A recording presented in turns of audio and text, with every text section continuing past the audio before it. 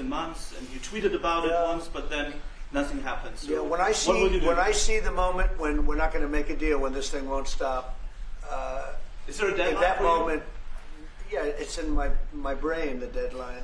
When I see the moment where it's not going to stop, and I'm sure you're going to do the same thing, will be very, very, very tough. And it could be on both countries, to be honest. You know, it takes two to tango. But we're going to be very tough. Whether it's Russia or anybody else, we're going to be very tough.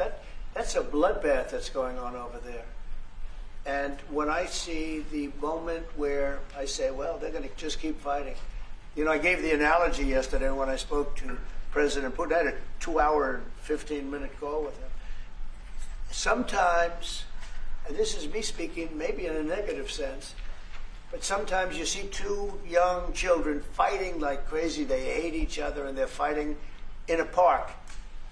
And you try and pull them apart. They don't want to be pulled. Sometimes you're better off letting them fight for a while and then pulling them apart.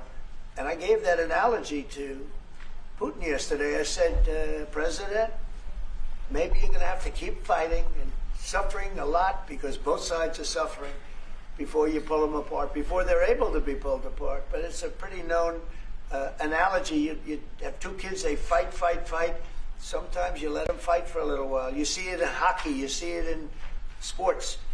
The referees let them go for a couple of seconds, let them go for a little while before you pull them apart. And maybe, and I said it, and maybe that's a negative because we're saying go, but